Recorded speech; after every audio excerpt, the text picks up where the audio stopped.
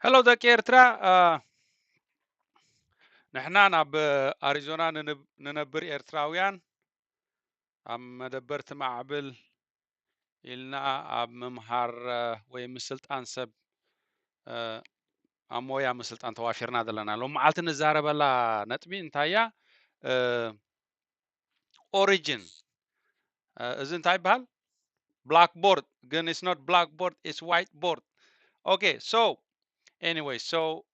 زي أب high school كنمهار كلنا y axis نبلو نيرنا نزي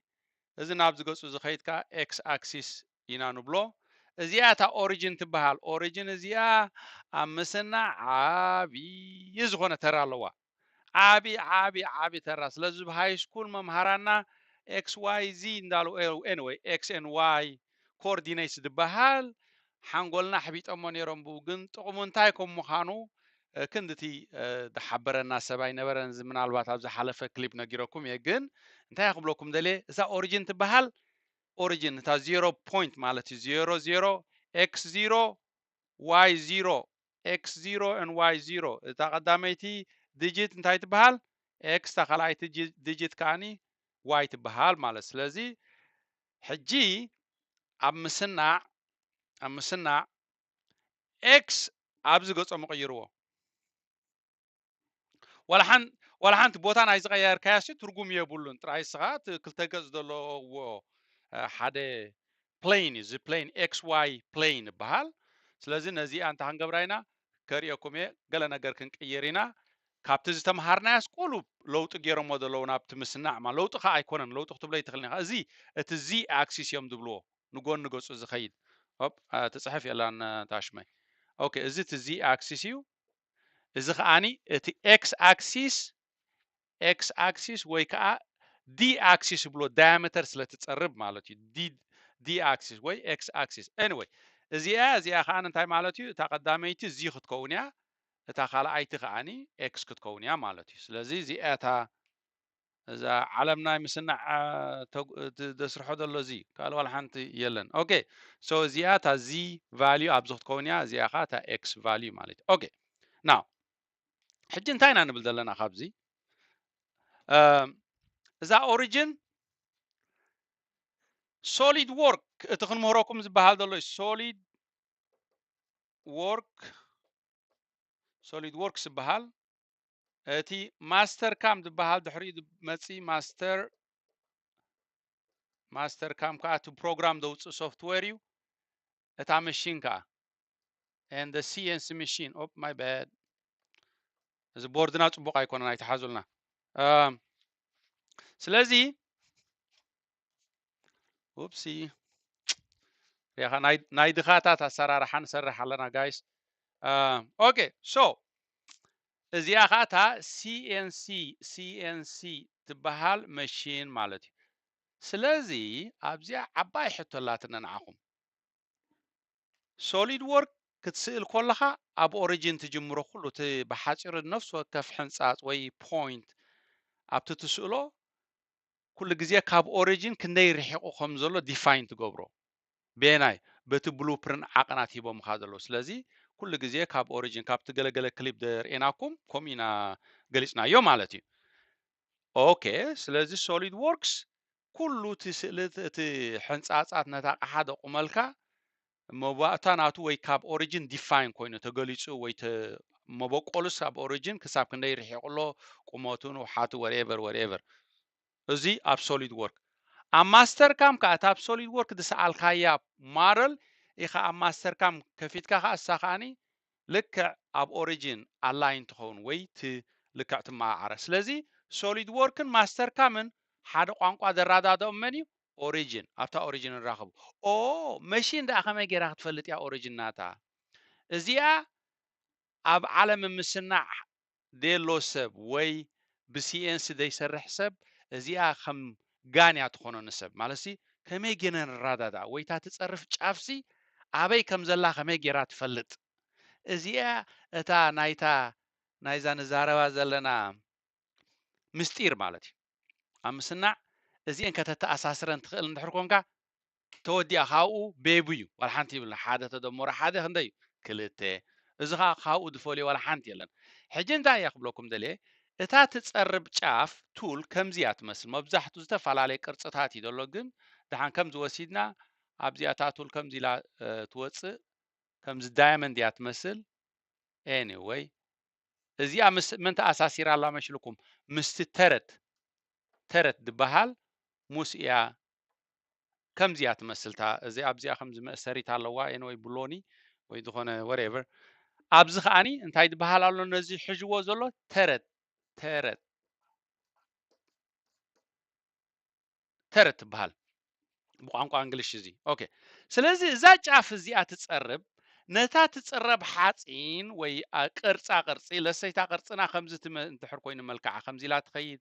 ድሓረይ ከምዚ ኢላ ትኸይድ ድሓረይ ከዓኒ ድሓን ከነበርቲ ዓይኒ ደልን ኢና በቃ ትኺላ ኣብዚ ትወርድ እዚኣ ነዛ ጉዕዞ እዛ ላይን እዚኣ ክትጓዓዝ ንድሕር ኮይና እዛ ፀራቢት እዚኣ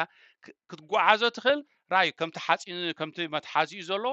በዚኣ ጀሚራ ክትከይድ እዚ ኩሉ ኣይፅግማን እያ ንታሕቲ ገፃ ግን ክትወርድ ኣይትኽእልና ምክንያቱ እዚ ክናጎፅ እዩ ምስኡ ስለዚ እቲ ነፍሲ ወከፍ ኦፐሬሽን ክገብሮ ዝኽእል ዓቕምታት ውሱን እዩ ሕጂ ገሊኡ ግሩቪን ዝበሃል ኣሎ ገሊኡ ተርኒን ኦዲ ዝበሃል ኣሎ ገሊኡ ነው ዝተፈላለዩ ዓይነት ኣሎ ብኡ ከዓ እዩ ዲፈረንት ኦፐሬሽንስ ኣሎ ዝተፈላለዩ ኦፐሬሽን ነፍሲ ወከፍ ኦፐሬሽን ከዓኒ ፍልይ ዝበለ ዓይነት ፀራቢ ጫፍ እዩ ዘለዎ ሕጂ ኣብ ተርኒን ጥራይ እንተመፂና እዚ ናይ ዓድና ቶርኒተር ነቲ ናቱ ዳያሜተር ምፅራብ ጥራይ እንተመፂና እዚ ከምዚ ዓይነት ዝመስል ቱል እዩ ዝፀርበልካ ኦኬ ስለዚ ሶሊድ ወርክን ማስተር ካምን ተራዳድየን እየ መራዳድየን እንታይ ኢልናዮ ሶሊድ ወርክ ኣብ ኦሪጂን ጀሚርካ በቃ እቲ ላይን ካብዚ ሪኢኹም ሪእታ ኦሪጂን ካብዛ ላይን እዚኣ ክሳብ እዛ ነጥብ እዚኣ እስክንደይ ርሒቃ ኣላ ናታ ዲሜንሽን ኣብ ሶሊድ ወርክ ትባ እዚ ኣንግል እዚ ክንደይ ቲልቲ ኮይኑሎ ኣብ ሶሊድ ወርክ ትህቦ እዚ ላይን እዚ ናብዚ ከይድ ቁመቱ ክንደይ ትፈልጦ እዚ ላይን እዚ ካብ ኦሪጂን ክሳብ ክንደይ ርሒቁ ኣሎ በቃ ዓቂንካ ተውፅኦ ስለዚ ሶሊድ ወርክ ከም ጌርካ ይድሰኣል ነዚኣ ኢኻ ሽዑ ኣብዛ ሆሪዞንታል ላይን እዚኣ ወሲድካ ተዝውራ ሽዑ ሓደ ደረቕ ነገር ትበካ ማለት እዩ እታ ደረቕ ነገር እንታይ ትመስል ምናልባት ኣኽፋ ኣቢለ ክስእለ ኦኬ ኣቕኒና ማለት እየ ከምዚ ኢላ ከምዚ ዝበለት ዓይነት ኣቕሓ ክትበካ ማለት እዩ ሪኢኹም ቁርብ ከምዚ ዝበለት ከምዚያ መልክዕ ክትበካ እዚኣ እቲ ስእሊ ፅቡቅ የለን ኦኬ ድሓንቲ ስእሊ ይኮነ ዘገድሰና ሕጂ ዘገድሰና ዘሎ ሎም መዓልቲ ነጥቢ እዛ ኦሪጂንሲ እንታይ እዩ ተረኣ ክሳብ ክንደይ ነዚ ምስናዕ ዝበሃል ኢንዱስትሪ ተካይዶ እዛ ኦሪጂን ትበሃል እያ ማለት ምክንያቱ ሶሊድ ወርክ ማስተር ካም እታ ሲኤንሲን ካብ ሓደ ነጥቢ ካብ ኦሪጂን ሓደ ቋንቋ ድራዳዳኣሉ ነጥቢ እዚኣ ሕጅና እዚኣ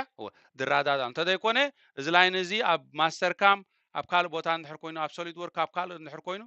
ክራዳዳ ኣይክእልኒ እታ መሽን ከዓኒ ኦሪጂን ኣበይ ማች እንድሕር ዘይገበርካዮ ክራዳዳ እዚኣ ሓንቲታ ሓያል ወዲ ሰብ ሓንጎሉ እትዩ እንታይ ፕሮሰስ ንክገብራ ነታ ኢንፎርሜሽን ተሸግር እያ ግን ክንብርብራ ኢና ከረዳእኩም እየ ድሓን ሽግር የለን ኦኬ ምናልባት እዛ ቪድዮ ዳቅርብ ንውሕ ከይትብለና እምበር ሕጂ እንታይ ካ ትገብር እዝን ሽግር የለን ኣብቲ ምስኣል ባዕልካ ትውስኖ ብሓፂሩ ኣብ ሶሊድ ወርክ ኣብ ታፕ ፕሌን ትስእሎ ኣብ ማስተር ካም ከዓኒ ኣብ ታፕ ፕሌን እንድሕር ከፊትካ ነፍሲ ወከፍ ኣብ ሶሊድ ወርክ ዝሰኣልካ እያ ሞዴል ልክዕ ኣብ ማስተር ካምካ ኣብ ታፕ ፕሌን እንድሕር ከፊልካ ልክዕ ከምኡ እያ ትወፀልካ ሜክ ሹር ኣብ ሶሊድ ወርክ ኣብ ታፕ ፕሌን ሰኣላ ኣብ ካልእ ፕሌን እንድሕር ስኢልካ እያ ንኣብነት ራይት ፕሌን ሌፍት ፕሌን እንድሕር ስኢልካ እያ ግን ሚን ሶሪ ራይት ፕሌን ታፕ ፕሌን ኤን ፍሮንት ፕሌን ሰለስተ ፕሌን ዘድልየካ ንሓንቲ ባኮስ ክንደይ ገፃት የድልየካ ሰለስተ ቅርፂ ክትበካ ሽዱሽተ ገፃት እዩ ናይ ብሓቂ ገፅ ግን ክንደይ እዩ ሰለስተ ጥራይ እዩ ራእይዎ ሓደ ንሓንቲ ባኮስ ወይ ንሓደ ስሉስ ሰለስተ ገፅ ዘለዎ ቅርፂ ንክበካ እዚ እቲ ፍሮንት ፕሌን እዩ እዚ እቲ ራይት ፕሌን እዩ ራይት ፕሌን እዚ ከዓ እቲ ታፕ ፕሌን እዩ ናይ ታብ ኣንፃር ናቱ መን እዩ ባደም ፕሌን ማለት እዩ ናይ ራይት ከዓ ሌፍት ሎ ናይ ፍሮንት ከዓ ባክ ፍሮንት ባክ ስለዚ እቲ ናይ ብሓቂ ዘድልየካ ብሓፂር እቲ ሓደ መሬፅን ናይቲ ሓደ እዩ ማለት ስለዚ ፍሮንት በቲ ባክ ዘሎ ልክዕ ንዑ ዝመስል ካልእ ገፅ እዩ ታብ ከዓ ባተም ዘሎ ከዓ ልክዕ ከምኡ እቲ ራይት ዘሎ እቲ ሌፍት ናቱ ከዓኒ ልክዕ ከምኡ ስለዚ ናይ ብሓቂ ሰለስተ ገፅ ጥራይ ዘድልየካ ንሓደ ሰለስተ ገፅ ቅርፂ ዘሎ ወይ ስሪ ሞዴል ወይ ስሪ ዲሜንሽናል እዩ ዝበሃል ሰለስተ ጥራይ ዘድልየካ ስለዚ ኩሉ ግዜ ኣብ ሶሊድ ወርክ ኣብ ታፕ ፕሌን ኢኻ ትስእሎ اب رايت بلين وي فرونت بلين ريخا غسيلكايو نابز قربي بزي تطوي يختبل ابت مطواين قربن غلطات ابت ماستر كام ترانسفير مس ገበርካት ሞዴል ጌጋታት ክትገብር ተኽእለሎ ግን ኣይሰኣልኒ ማለቱ ቆሚ ወፀንን ኣይ ወፀንን እቲ ሕቶ ግን እንታይ ከነቕልሎ ኢና ደሊና ዘለና እዚ ትምህርቲ ፀቢቕና ሕጂ ከም ሕጊ እንታይ ክነግረኩም ኩሉ ግዜ ኣብታ ፕሌን ሰኣልዎ ኣብታ ፕሌን ክትስእለኻ ኣብ ማስተር ካም ምስ ከፈትካ ልክዕ ከምታ ትደልያ ዝሰኣልካ ኣብ ሶሊድ ወርክ ልክዕ ከምኣ ክትክፈተልካ እንድሕር ከምዛ ክትጣወሳ ፀናሕኩ ኣብ ካልእ ፕሌን ሲኢልካ ግን ናብ ዝቕረቢ ከምዚ ተገምጠሊ ብቴስዓ ዲግሪ ናብ ዝተጠወይ ክትብል ኣብኡ ክጠዋዊ ክትብል ነቲ ስራሕ በዓልካ ይተበርትዓዮ እቲ ዝቐለለ ኢና ደሊና ዘለና ንሕና እታ ፕሌን ሰኣላ ኣብ ማስተር ካም መፂካ ክትከፍታ ኢኻ ኣብ ማስተር ካም ምስ ከፈትካ ኢኻ እቲ ፕሮግራም በቲ ደሎ ፓዝ ሕጂ እዚ ፓዝ ይድበሃል መገዲ በቃ በዚ እንድሕር ፀሪባቶ ልክዕ ከተምፅያ ሕጂ ነዚኣ ክንደይ ዓይነት ቱል ክፀርባ ክእል እንድሕርኩምኒ ሰለስተ እታ ቀዳመይቲ ራፍ ኦዲ ትበሃል ጉድም ዝበለ ጫፍ ዘለዎ ዝፀርብ ጫፍ ማለት እዩ እታ ካልኣይቲ እቲ ራፍ ዝገበርካዮ ፊኒሽ ዝበሃል ከዓኒ ብልሕ ዝበለ ጫፍ ዘሎ እታ መወዳእታ ኦፐሬሽን መፅያ ነቲ ውሑድ ዝገደፍካዮ ፀሪባ ልምፅምፅ ዝበለ ሕምቢብ ዝመስል ኣቕሓ ትበካ ማለት እዩ ኦኬ እታ ሳልሰይቲ ከዓ ካብቲ ዘሎ ደረቕ ዓበ ሓፂን ክትቆርፃ ስለ ዘለካ እሳታይ ትበሃል ካር ኦፍ ኦፐሬሽን ስለዚ ኣብዚ ትመፅእ ካር ኦፍ ትበሃል እሳ ክትቆርፀልና ነዛ ኣቕሓ ሽዖይ ውድእ እቲ ኣቕሓ ከምዚኣ ክንረክብ ኢና ማለት ኦኬ ኣብ ካልእ ንኸይድ ኣለና መስለኒ ምሽ ሓቀይ እወ ሕጂ ደልያ ሎም መዓልቲ ክትርድእዋ ደልየ ዘለኹ እንታይ እያ ኦሪጅን እዛ መሽን ከመይ ጌራ እታ ተረት ተሰኪምዎ ዘሎ ናይታ መሽን ጫፍ ከመይ ጌራ ትፈልጦ እዚኣ ጂኦሜትሪ ኣፍሰት ትበሃል ኣሎ ጂኦሜትሪ ኣፍሰት ትበሃል ሓደ ከምዚ ቴብል ዝመስል ኣብታ መሽን ኣሎ እዚ ቴብል እዚ እንታይ ክትገብር እዛ ጫፍ እዚኣ ካብዛ ኦሪጅን ንሆሪዞንታል ሳይድ ክንደይ ቀሪባላ ብሓፂሩ ነቲ ታሽም ከተኺዶ ከለካ ቁፅሪ ሒቃቶ ዘላ ክነግረካ ምክንያቱ እዚኣ እዛ መሽን እዚኣ ኦሪጂናል ናታ መሽን ዚሮ ዝበሃል ዲፋይን ዝኾነ ሎኬሽን ኣሎ እቲ መሽን ዚሮ እንታይ ማለት እዩ እቲ መሽን ዚሮ እታ መሽን ዲዛይን ምስ ገበርዋ ዚሮ ፖዚሽን ናታ ዲፋይን ኮይኑ ኣበይ ዘሎ ኣብ ዝላዕሊ እዩ ዘሎ ሕጂ ግን ነቲ ናይ መሽን ዚሮ ናይታ መሽን ዚሮ ቦታ ኣብዚ ክትቅይሮ ደሊካ ኣለካ ምስ ኦሪጅን ምእንቲ ምስ ሶሊድ ወርክ ምስ ማስተር ካም ክሰማማዕ ሓደ ቋንቋ ምእንቲ ክዛረቡ ነታ ናይ መሽን ዚሮ ሎኬሽን ኣበይ ከተምፃእ ደሊካ ኣለካ ኣብ ናይ ሶሊድ ወርክን ናይ ማስተር ካም ኦሪጅን ሓደ ክኾና ኣሎ ሽዑይ ኩለን ሓደ ቋንቋ ትግርኛ ዛረባ ኣለዋ ኩለን ማለት እዩ ከምኡ እንተኮይኑ ጥራይ ተቕሓ ልክዕ ክፅረብ ትኽእል ማለት ተረዳእቲና ኣብዚኣ ስለዚ ካብቲ መሽን ዚሮ ዝበሃል ቦታ እንታይ ትገብሮ ስዊች ትገብሮ ነቲ መሽን ዚሮ ቁፅሪ ክቅየር እዩ እቲ መሽን ዚሮ ከዓ ኣብዚ ክቅየር እዩ እስዩ እቲ ጂኦሜትሪ ኣፍሰት ዝበሃል ስለዚ ካብታ መሽን ዚሮ ነዚኣ ሆሪዞንታሊ ዚ ቫልዩ ናታ ክንደያ ካብዛ ጫፍ እዚኣ ጣጣጣጣጣጣ መፂካ ናዚኣ ቁመዶ እወ ማይ ምክንያቱ መሽን ዚሮ ኣብዚ መሽን ዚሮ እያ ዚ ናታ ዚሮ እዩ ኤክስ ናታ ከዓ ዚሮ እዩ ካብዛ ቦታ እዚኣ እንታይ ክንገብር ኢና ነታ መሽን ማኑዋሊ ወይ ኣብ ኤምዲኣይ ዝበሃል ማኑዋል ዳታ ኤንትሪ ኤምዲኣይ ክመፀኩም ኢና ድሓረይ እዚ ኤምዲኣይ ዝበሃል ማኑዋል ዳታ ኤንትሪ እንታይ ማለት እዩ ነቲ ጂኦሜትሪ ኣፍሰት ቴብል ተጠቂምካ እቲ መሽን ዚሮ ዝነበረ ኣብዚ ከተምፅኦ ስለምንታይ ከተምፅኡ ድልየካ ኣሎ ምስ ሶሊድ ወርክ ማስተር ካም እታ መሽንን ኩሎም ምእንቲ ሓደ ቋንቋ ክዛረብ ዓረብ ጥራይ ዝዛረብ ሰብ ምስ ትግርኛ ጥራይ ዝዛረብ ሰብ ከተራዳድኦም ትኽእል ክራዳድኡ ይክእሉን እዮም ወይ ብትግርኛ ጥራይ ኩልካ ክትራዳዳእ ክትክእል ኢኻ ወይ ከዓ ብዓረብ ጥራይ እሱኻ ከምኡ ማለት እዩ ሶሊድ ወርክን ማስተር ካምን ሶፍትዌር ስለ ዝኾነ ሽግር ኣይኮነን ናይ ኮምፒውተር ስራሕ እዩ እዚኣ ግን ፊዚክሊ መሽን እያ ከመይ ጌርካ ነቲ ናታ ዜሮ ፖዚሽን ነቲ ናታ እንታይ መሽን ዜሮ ዝበሃል ወይ ዚ0 x0 ዝበሃል ኣብዚኣ ነዛ ጫፍ እዚኣ ከመይ ጌርካኻ ኣብዚኣ ማች ከም ትገብር ስለ ነፍሲ ወከፍ ትፀርብ ጫፍ በዚ ጂኦሜትሪ ኣፍሰት ጌርካ ብኣንደር ማኑዋል ዳታ ኤንትሪ ጌርካ እንታይ ክትገብሮ ኢኻ ኣብዚ ከተምፅእኻ ስለዚ እቲ ሆሪዞንታል ዲስፕሌስመንት ካብዛ መሽን ዜሮ በቲ ማኑዋል ጌርካ መሰኽየትካያ ለሰይ ዚ እዚ ሆሪዞንታል ዲስታንስ እንታይ ኢልናዮ ዚ ቫልዩ ኢልናዮ ኣይንረሳሕያ ስለዚ ዚ ናብ ኔጌቲቭ ገጽ ካስለ ምክንያቱ እቲ 0 ብዚ ዘሎ ናብ ኔጌቲቭ ገጽ ካስለ ትኸይድ ዘለኻ እዚ ኔጌቲቭ ንኣብነት ማይናስ 7.3214 ክትከውን ትኽእል ንኣብነት ንበል ኦኬ ካብዚኣ ከዓኒ ስለዚ ንናብዚ ምስ በፀት ኣብዚኣ ኣላታ ጫፍ ማለት ካብዚ ኸቲ ኤክስ ቫልዩ ናተኸ ክንደይ እዩ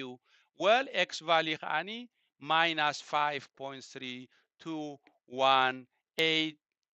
ንበሎ እዚ ስለ ቁፅሪ ካብ ሓንጎለ የስቕለ ትስንዱ ዘለኹም እምበር ኣብታ መሽን ከነሪኦኩም ኢና ሓደ መዓልቲ ስለዚ እዚ ኣበይ ትእትዎ ኣብቲ ጂኦሜትሪ ኣፍሰት ዝበሃል ቴብል ናይታ መሽን ዘሎ እሱ እውን ከነሪኦኩም ኢና እታ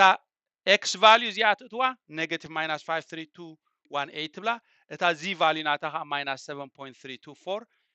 whatever 3 መልሽካ ክትብሎ ትኽእል ኢኻ if you want to እዚአን ምስ እተኻያን ዘን ቁፅሪ ሽዑይ ነታ መሽን ክትፀርብ ኮላ ኩሉ ግዜ እንታይ ክትፅውዖ ኣብቲ ፕሮግራም ቲ ቱል ማለት እዩ ንኣብነት ቱል ናምበር 8 እንድሕር ኮይና እዚኣ ቲ 0808 ማለት ቱል ናምበር 8 ጂኦሜትሪ ኣፍሰት ናቱ 08 ኣናይ ቁፅሪ ክጥቀም ነዚ ክልተ ቁፅሪ እዚ ተጠቂሙ እቲ ፕሮግራም እንዳገብር ኣብ ልክዕ ኣብ 0 ከምፀ ሽዑይ በዚ ቱል እዚ ክፀርብ ከሎ ልክዕ ክኸይድ እዩ እዚኣ ምድጋም ደድልያ ነጥብያ ናይ ሎም መዓልቲ ግን ሰለስተ ነጥቢ ክትሕዙለይ ደልየ ኣለኹ ኦሪጅን ናይ ሶሊድ ወርክን ናይ ማስተር ካምን ናይታ መሽንን ኦሪጅን ኣብ ሓደ ምስ ገበርካዮ ጥራይ ሓደ ቋንቋ ክዛረብ ዝኽእል ኣብቲ ምፅራብ ልክዕ ራዳዳ ኣሎ ማለት ስለዚ ብሶሊድ ወርክ ዝሰኣልካዮ ኣብ ማስተር ካም ኬትካ ምስ ከፈትካዮ ማች እንድሕር ገይሩ እታ ናይ መሽን ከዓ ናታ ቱል ብጂኦሜትሪ ኣፍሰት ጌርካ ነቲ ናይ መሽን 0 ኣብ ዝምፅኢካዮ እቲ መሽን 0 ዝነበረ ከዓ ፖዚቲቭ ናምበር ዝክቅየር እዩ ሬላቲቭ ተቀያይሩ ኣሎ ማለት እዩ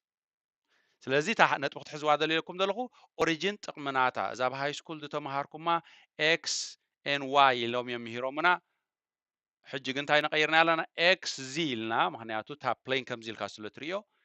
እዛ ኦሪጅን እዚኣ ሓንቲ ፅንዑለይ ካልኣይ እዛ ቃል ጂኦሜትሪ ኣፍሰት ዝበሃል ከዓ እዚኣ ከዓኒ ጂኦሜትሪ ኣፍሰት ሓዝዋ እታ ሳልሰይቲ ኤምዲአይ ማኑዋል ዳታ ኤንትሪ ትሞድ ናብኡ ኬድካ ኢኻ ጂኦሜትሪ ኣፍሰት ቫሊስ ናትካ ክትእቱ ትኽእል እቲ ትገብሮ ዘሎ እቲ ምስጢር ግን እንታይ እዩ መሽን 0 ዝበሃል ዲፋይንድ ዝኾነ በቶም ነታ መሽን ዲዛይን ገይሮም ዝሰርሕዋ ሰባት ሓንቲ ቦታ ኣላ መሽን 0 ትበሃል እታ መሽን ከም 0 ዝርዳእ ገዝኣ ማለት እዩ ገዝኣ እዛ ገዝኣ እዚኣ ኩሉ ግዜ 00 ኣብዚ ትቱል ዝርድኦ ዘሎ T0808 ኢልካ ክፀርበልካ እንድሕር ደሊኻ ንቲ 0808 ጂኦሜትሪ ኣፍሰት ናቱ ጌርካ 0 ፖዚሽን ናቱ ኣብዚ ዲፋይን ክትገብሮ ኣለካ ስለዚ እንታይ ኮይንካ ኣለካ ማለት እዩ 0 ብዚ ዝነበረት ናይታ ቱል ጫፍ ኣብዚ መፅያ ኣላ ኦኬ እታ ኣብዚ 0 ናይታ መሽን ሆም ዝነበረት ከዓ እዚ ፖዚቲቭ ቁፅርታት ክቅየር ስለዚ ናታ ሎኬሽን እንታይ ክቅየር እዩ 7.3243 ክኸውን እዩ ብናይ ዚ ማለት እዩ ናይ ኤክስ ከዓኒ ክንደይ 5.3218 ክኸውን እዩ ማለት እዚ ሕጂ እቲ ቁፅሪ ብዙሕ ኣይትጨነቕሉ ዶን ወሪ ንሱ ክነረዳእኩም ኢና ጥራይ እቲ ኣምር እንታይ እዩ 0 ትበሃል ሎኬሽን ከመይ ጌራ እታ መሽን ትፈልጣ ከመይ ጌራ ሶሊድ ወርክ ከመይ ጌራ ማስተር ካም ሓደ ቋንቋ ዝረዳዳእሉ ኣብ ጂኦሜትሪ ኣፍሰት ኣብ ቴብል ዝመስል ኣሎ ኣብቲ ውሽጢ እታ ኮምፒተር ኣብኡ ትእትዎ ብኤምዲኣይ ሞድ ጌርካ ኢኻ ትሰርሖ እዚኣ ውዳሓንኩም ቻው ቻው